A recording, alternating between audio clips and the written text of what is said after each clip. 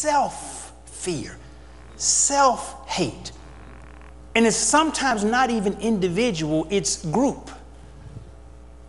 Some of you don't like the race that you are in. You don't like the complexion of your skin. You don't like the texture of your hair. You don't like the shape of your nose. You don't like your body shape.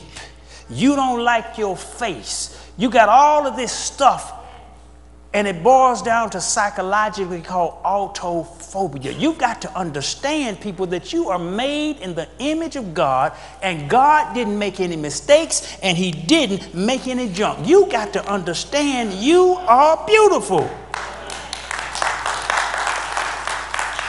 So how do we first of all know if we truly love ourselves? Let me just sort of give you some indications when there is a lack of self-love. Now, this is not in any of the research or the psychological reports, but it's just what I believe is number one. The number one indicator of when you really don't like you is when you wish you were someone else. The number one indicator is really when you wish you were someone else. I remember when we were in the R&B business, we were making music back then, and people would ask me, they said, don't you wish you were Michael Jackson? Because we were about the same age. I said, no, I don't want to be Michael Jackson. I said, you don't know what Michael Jackson is going through. All that heavy duty fame, and you can't. I said, I don't want to be anyone but me. And I can honestly say that with absolute certainty, with no wavering whatsoever. There is no one else in the world who I want to be other than me. I am satisfied to be who I am. Now, there are a lot of people who have more than I have in different areas, but you don't know their whole life story.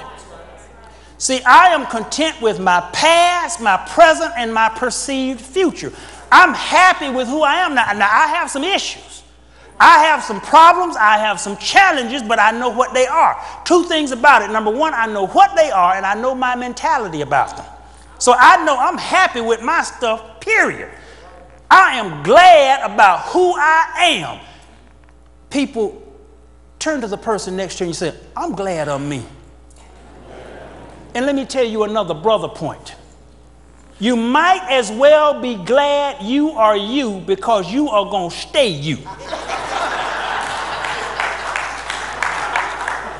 You might as well. There's no sense in you fretting and fussing about trying to be someone else. You might as well be glad that you are you, because you're going to stay you. Now, I don't know about all this stuff. You know, some people believe in reincarnation, and you know, some people say, well, when I die, I'm going to come back as somebody big and famous. Maybe so. But right now, you. So I'm not going to get into the philosophical and theological argument about reincarnation, but for this life, you are you. And you cannot change that. You're going to die you.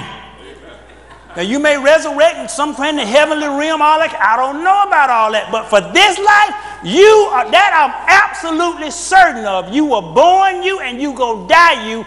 You might as well be happy with you.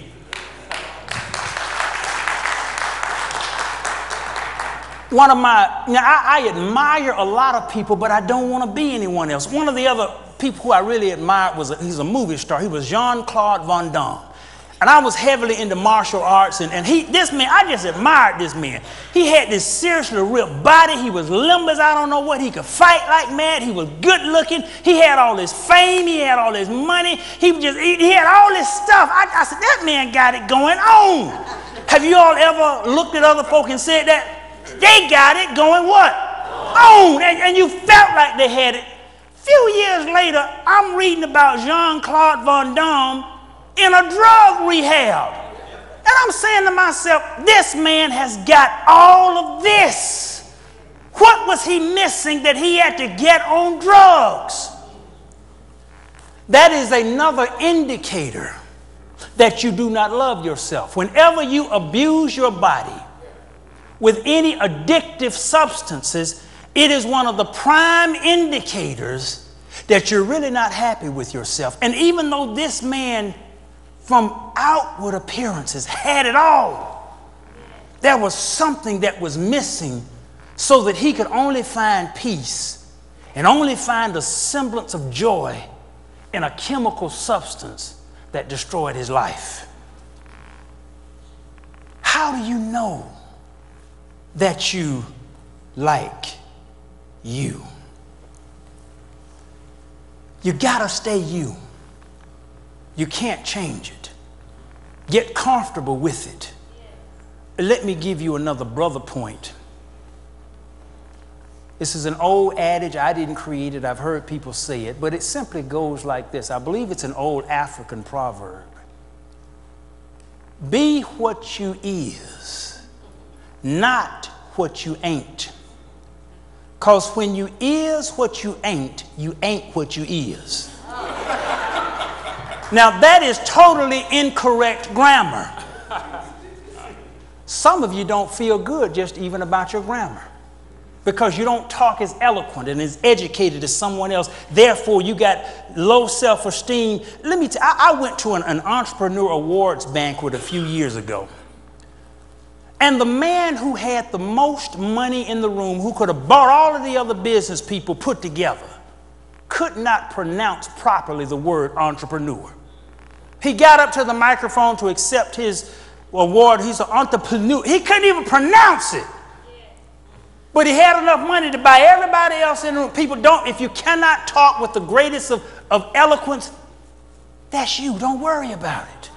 You got to learn how to focus on the talents and the skills that you do have and not worry about what you don't have. How do you know when you don't love you? If you have a negative perception of yourself. That's another key. If you have a hard time accepting compliments, it is an indicator that you really don't have a real good self-perception or love of you, because something about it, you can't even accept a good compliment. I want you to look at the person next to you. Just look them dead in the eye and tell them, you look good and you smell good too. Now, I want you to look back at them and just say, thank you, thank you, thank you. See, you've got to be able to even take compliments. Have you ever tried to compliment someone, and when you compliment them and you told them that they look good, they would say, no, I don't. No, I don't. But I have wrinkles in my skin. No, I don't. My hair isn't done. No, I don't. My shoes are not shined. No, I don't. If you try to tell them they look good, they will find something negatively about themselves. And you understand, you all have experienced, that's one of the keys that you really don't love yourself. And you're focusing on the negative about you. Another thing, you constantly compare yourself, your talents, and your abilities to others. One of my favorite poems is called Desiderata. And there's a line in it that goes, if you compare yourself with others, you will become vain and bitter, for there will always be those greater and lesser than yourselves. Trying to compare yourself with others because you have a feel that you're just not worthy, that you're just, I compare myself to other folk all of the time. That's why God told me, do not compete.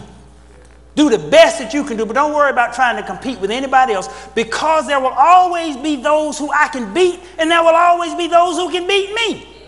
And if you just focus on the folk you can beat, you'll get all puffed up. If you focus on the folk who can beat you, you'll get all depressed. So don't worry about trying to compare. Don't worry about trying to compete with others. Be what God has called you to be. When you habitually put yourself down, you don't really have a real good self-image of yourself, and you really don't love yourself. When you are overly harsh on yourself about some of the things that you will make an error with. Sometimes people, we get low self-esteem, low image. We don't love ourselves because we make errors. Let me tell you something. You can feel bad about your mistakes as soon as you find someone who hasn't made any. Then you feel bad about yours. You can feel bad about your mistakes as soon as you find someone who hasn't made any. A brother point is this: good judgment comes from experience, and a lot of that comes from bad judgment. You're going to make errors. You're going to make mistakes. But people, you've got to learn how to love yourself. And if you recognize any of these traits within you, I'm going to be dealing in the next set of series of these sermons with techniques and ways where you can turn around, start to feel good about you, start to love you, so that you will be able to love your neighbor. You can go to brothersoftheword.com and listen to the entire series absolutely free. If you don't need it, you know someone who does. We thank you for joining us today at Brothers of the Word, because, brother, you need the Word. Amen. Hallelujah. Brothers of the Word, well, the voice of God is heard. Brothers of the Word, there's a word from God for everyone. Brothers of the Word, because, brother, you need the Word. Brothers of the Word.